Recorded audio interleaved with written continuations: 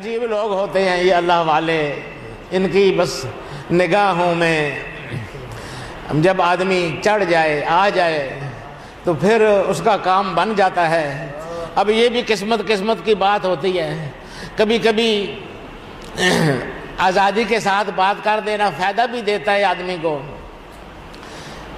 حضرت خواجہ محمد معصوم رحمۃ اللہ علیہ ہمارے سلسلے کے ایک بڑے بزرگ حضرت امام ربانی مجدد الفسانی کے صاحبزادے، ان کا بھی ایک اس قسم کا واقعہ ہے۔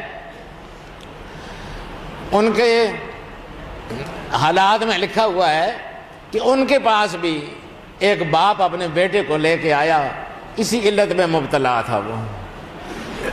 وہ نہ صرف یہ کہ شراب نوشی کرتا تھا بلکہ دیگر عیاشیاں جو شراب نوشی کا لازمہ ہیں ان میں بھی مبتلا تھا۔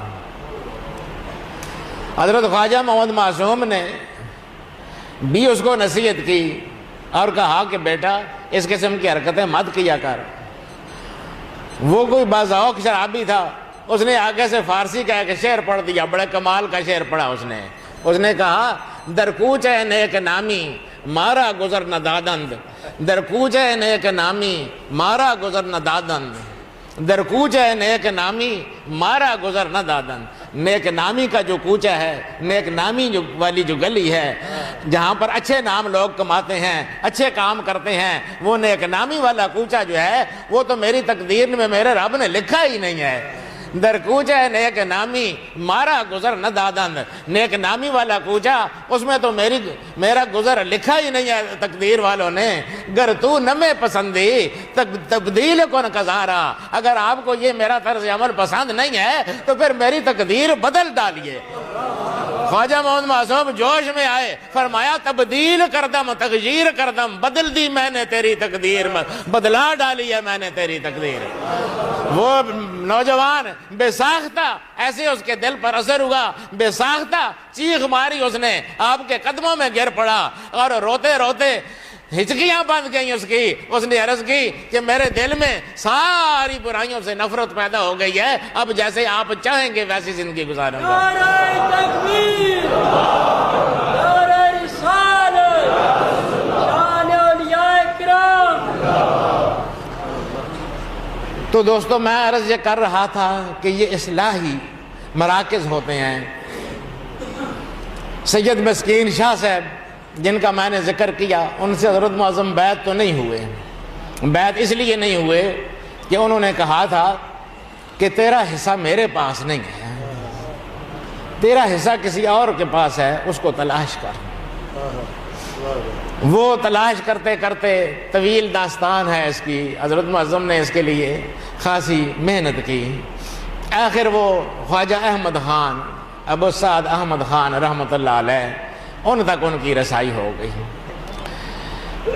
حضرت صاحب علم شخص تھے، یہ تو آپ سارے جانتے ہیں، ان کا ذوق ہی سارا علمی تھا، اور علم بھی اس قسم کا نہیں کہ جس طرح گزارے کا علم ہوتا ہے کہ بھئی واجبی سی کتابیں پڑھی ہوں۔ وہ تو بڑے نقاد، چونکہ منطقیوں سے پڑھا تھا، خیر آبادی علماء سے پڑھا تھا، اس لیے ہر چیز میں نقد و جرح ان کی عادت تھی، مزاج تھا ان کا۔ ان کے جو شیخ تھے، عجیب بات یہ ہے کہ وہ بھی بہت بڑے عالم تھے۔ وہ کوئی کتاب لا کے رکھا کرتے تھے، ان کا بہت بڑا کتب خانہ ہے۔ اس زمانے میں اتنا حسین کتب خانہ، خانقاہ سراجیہ کا کتب خانہ بہترین کتب خانوں میں سے ایک ہے، عظیم کتب خانہ ہے، اور اس زمانے میں انہوں نے اتنی خوبصورت جلد بندی اس کی کرائی ہے کہ اب تک اس کی جلدیں جو ہیں وہ چمک رہی ہیں، سنہری جلدیں۔ جس طرح بعض قرآن کی جلدیں ہوتی ہیں بہت خوبصورت سنہری ڈائی دار جلدیں، وہ ہر کتاب وہاں پر اس طرح جلد کی ہوئی ہے۔ بہت بڑا خرچہ کیا انہوں نے، کتابوں کا بڑا ذوق تھا، عالی شان کتب خانہ قائم کیا تھا۔ تو حضرت معظم جب ان کے ساتھ وابستہ ہوئے تو پہلے سے معمول تھا ان کا کہ کوئی ایک کتاب لاتے تھے، محفل میں جب بیٹھتے تھے تو ایک کتاب کتب خانے سے نکال کر لاتے تھے اور اسے پڑھ کر کچھ حصہ سنایا کرتے تھے۔ جو حاضرین بیٹھے ہوتے تھے ان میں بڑے بڑے علماء بھی ہوتے تھے، وہ سنا کرتے تھے۔ آپ گویا ایک قسم کا درس دیا کرتے تھے، کبھی حدیث کا، کبھی تفسیر کا، کبھی کس کا، کبھی تصوف کا۔ حضرت معظم کے جانے سے پہلے وہ بیان کیا کرتے تھے، لوگ سنا کرتے تھے۔ حضرت معظم جب تشریف لے گئے تو کچھ عرصے تک تو حضرت معظم نے بھی چند دن تک خاموشی سے سنا، مگر آخر طبیعت تو اپنی طبیعت ہے۔ ایک دن انہوں نے کوئی بات کی کتاب کے حوالے سے کہ یہ کتاب میں یہ بات لکھی ہوئی ہے۔ حضرت معظم نے فرمایا کہ جی بات لکھی ہوئی تو ہے مگر صحیح نہیں معلوم ہوتی ہے۔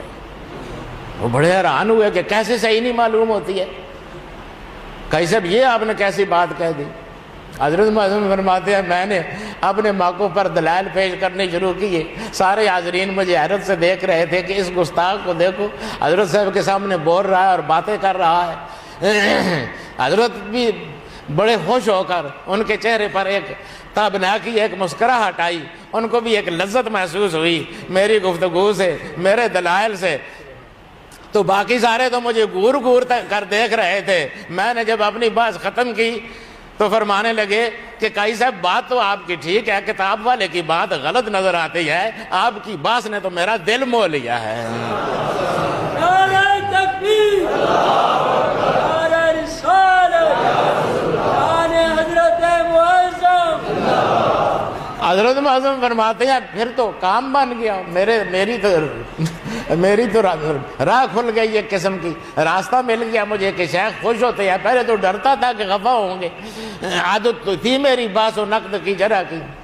پھر روز یہی مسئلہ ہوتا تھا، ادھر کتاب آتی تھی، ادھر کچھ پڑھتے تھے اور پھر ادھر میری اور ان کی گفتگو شروع ہو جاتی تھی۔ اس طرح سے ہوتا رہا۔ لیکن دوستو میں نے آپ کو کہا ہے نا کہ خانقاہیں جو ہیں وہ اصلاح کا مرکز ہوتی ہیں۔ وہ جو خواجہ احمد خان تھے وہ بہت بڑے نفسیات کے ماہر تھے، وہ اصلاح کرنے کی تکنیک سے اور طریقے سے واقف تھے، ان کو اس چیز میں بڑا کمال تھا۔